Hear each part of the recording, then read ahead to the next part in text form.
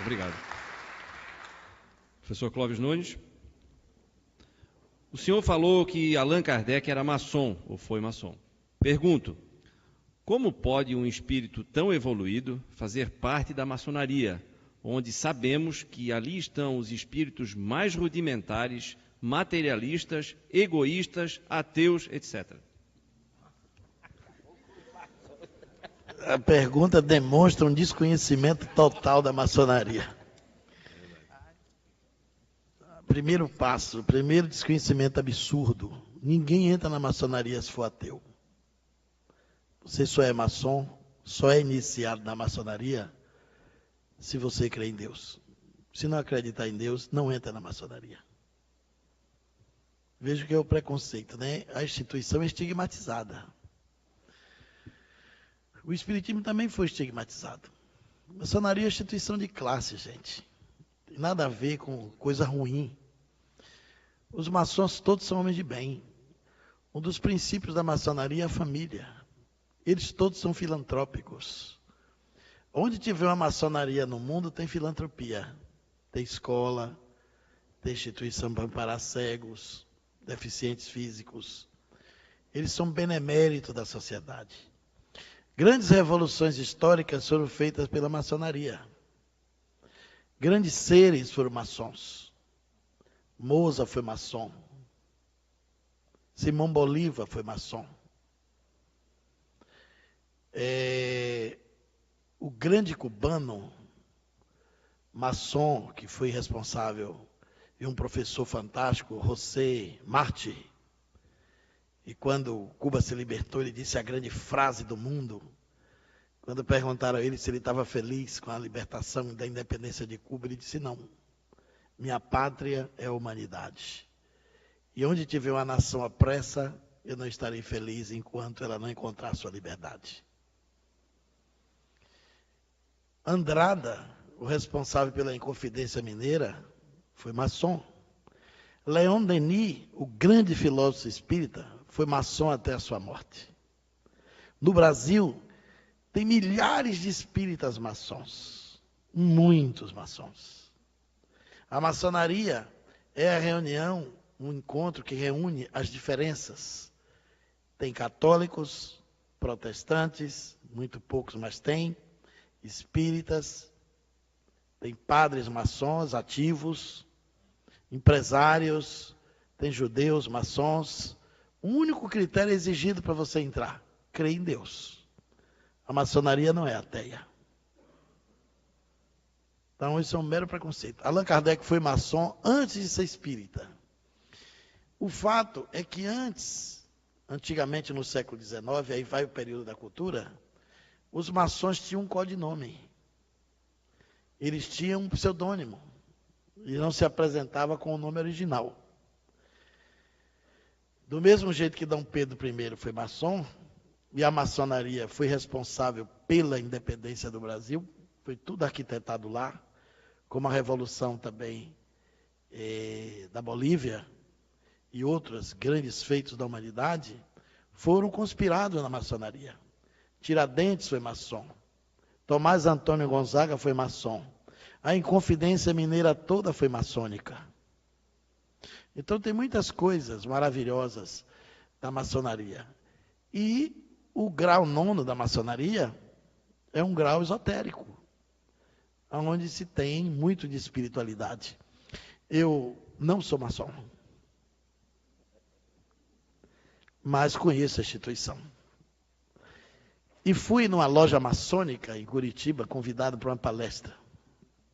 Uma loja belíssima, onde eu vi um dos poemas mais incríveis, em uma mesa de granito preto, e uma luz em cima, as letras cravadas no granito, em baixo relevo, branco, e uma caveira perfeita, quase polida, belíssima. Tem gente que não acha beleza na caveira, mas essa era bonita. E na frente da caveira tinha um verso, e você lia assim: ó mortal que aqui me vês, nesse estado em que hoje estou, eu já fui como tu és, um dia serás como hoje sou. todo maçom tem o seu túmulo antecipado, devidamente cadastrado, para saber onde vai ser sepultado. Eles acreditam na vida após a morte.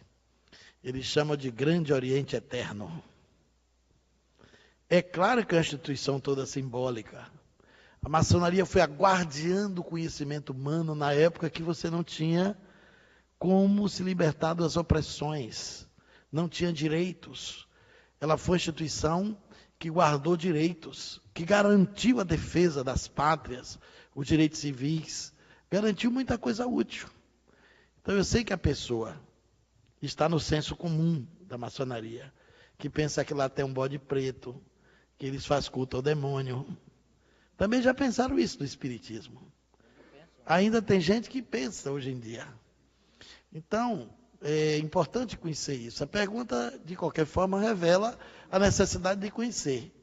Quando Allan Kardec se tornou espírita, ele ficou sendo um maçom adormecido. Porque não existe ex-maçom. Você, quando não passa a frequentar, você é chamado de maçom adormecido. Eu estudei, durante 6 anos, fenômenos paranormais dentro da ordem maçônica. Tem muitos fenômenos lá. Que é uma instituição milenária e guarda muita coisa interessante. E é uma instituição benemérita, que merece todo o nosso respeito, nosso aplauso e consideração. Claro que tem os maus maçons, mas também tem os maus cristãos, tem os maus espíritas, tem os maus padres, né? Tem os maus profissionais, tem os maus médicos, tem os maus advogados. Isso não macula a instituição. É um crime da estrutura humana. É um defeito humano que está em todas as posses e em todos os lugares. Então, Allan Kardec foi maçom, frequentou a loja de Leon Denis e os princípios que estão lá na Gênesis, aquelas frases portentosas de Deus, o grande arquiteto do universo, isso é maçônico. A ideia de trabalho, solidariedade e tolerância é maçônico. O princípio, o lábaro da Revolução Francesa, de igualdade, liberdade e fraternidade, é maçônico. Vem da maçonaria. Eles trouxeram e Allan Kardec incorporou. Na Revista Espírita, o espírito de Jacques Demolay se comunica, evocado na Sociedade de Estudos Espíritas de Paris, e sugere que o espiritismo faça uma aliança com a franco-maçonaria francesa e com a maçonaria europeia para expandir a doutrina na divulgação pelo mundo. E essas comunicações de Jacques Demolay, que é um mito da maçonaria, que foi um personagem templário, porque a maçonaria remonta ao tempo dos essênios, é uma instituição, portanto, milenária, trouxe essa abordagem que está na Revista Espírita. Quando eu fui ao Japão pela primeira vez, eu levei um fato paranormal maçônico que aconteceu na estação de Gez, em Paris. Eu pesquisei esse caso na Rua do Lavradio, na Biblioteca Maçônica, no Rio de Janeiro, que é uma das bibliotecas mais ricas do Brasil. São vários andares repletos de livros que estão esgotados, verdadeiras preciosidades do conhecimento literário em língua portuguesa. Só tem livro bom, portentoso. A história de Valdomiro Lorenz, que eu acabei de contar há pouco, eu li na Biblioteca Maçônica, comentava aqui antes da pergunta, Valdomiro Lorenz era maçom. E era espírita, e médium, e professor de Esperanto, e o maior filantropo que tinha na época. E eu descobri nessa biblioteca uma história poderosa. Como eu ia para o Japão pela primeira vez, eu queria chegar com um fato interessante. Entrei na Rua do Lavradio e subi na biblioteca para pesquisar uma outra coisa. Encontrei um fato espetacular. Quando Franklin Roosevelt quis jogar bomba em Hiroshima e Nagasaki, o presidente americano, que era pastor protestante e cristão, pediu o apoio da maçonaria. Porque a maçonaria até hoje tem muita força no mundo. Só no Brasil, o Grande Oriente, que são 2 potências, a Grande Oriente tem mais de 2.300 lojas. Você tem a Grande Loja e tem o Grande Oriente do Brasil, são 2 potências. Aí o Franklin Roosevelt pediu apoio da maçonaria para jogar bomba, porque ele não queria ficar sem lastro, sem suporte. A estação de Guess reuniu os veneráveis de toda a maçonaria francesa e da base da Europa. Se reuniram para decidir se apoiava ou não a jogada da bomba nas duas cidades de Hiroshima e Nagasaki, a bomba atômica. Mais de 30 oradores se inscreveram para falar.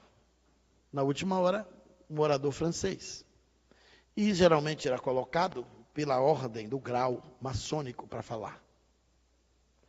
Esse homem tinha um grau elevado, e 2 oradores pediram venha para falar depois, acabou que ele foi sendo o segundo orador.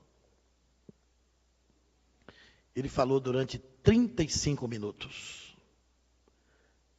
Todos os oradores suspenderam a palavra. A maçonaria foi contra a bomba. Ninguém precisou falar mais nada. O silêncio foi sepulcral.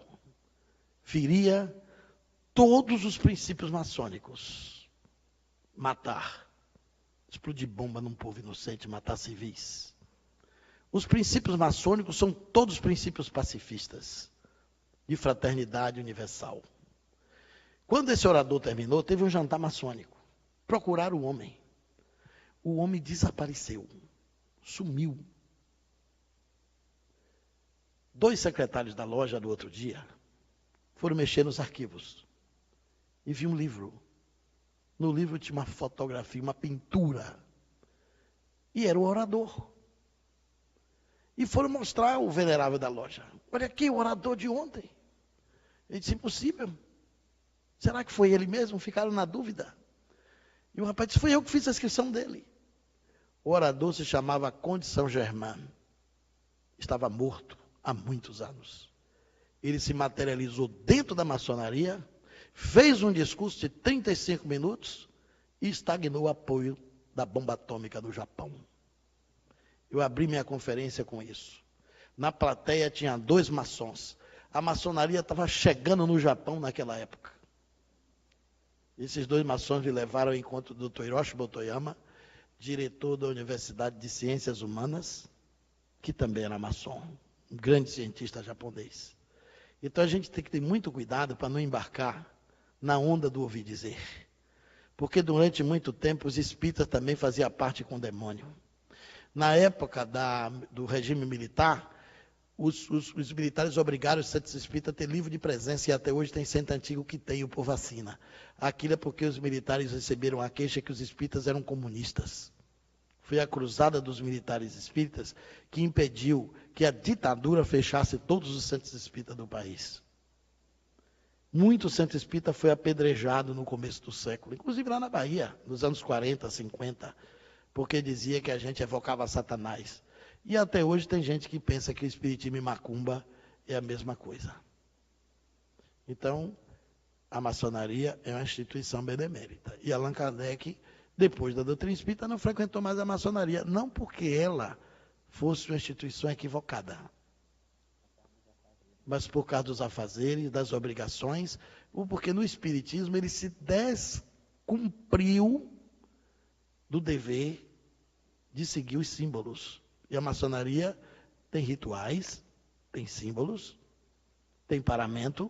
E o espiritismo não tem símbolo, não tem paramento, não tem nenhum tipo de ritual, não tem hierarquia, não tem rituais. Começou a ficar incompatível com a doutrina mais elevada, mais alta que ele percebia com a filosofia e as suas pesquisas com o conhecimento espírita. Desculpe eu ter avançado na hora, mas eu roubei 30 segundos de Zé, 1 minuto do professor e os 15 segundos dele que ficou para trás.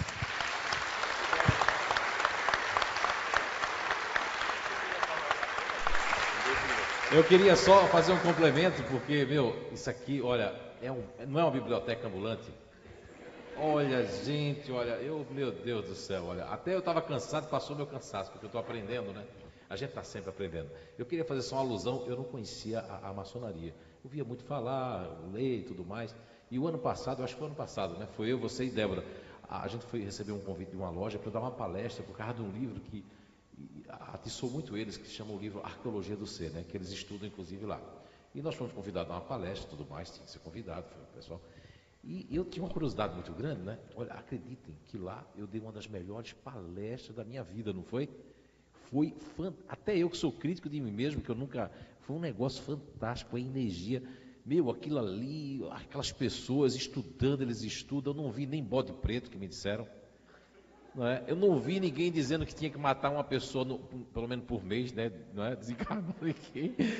Não tem nada disso, é tudo que o professor Cláudio falou e eu me senti muito bem lá.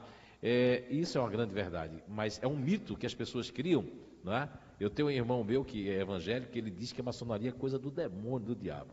Nem sabe que a maçonaria faz tanto bem, né? Às vezes até os próprios evangélicos, né? Foi muito bom.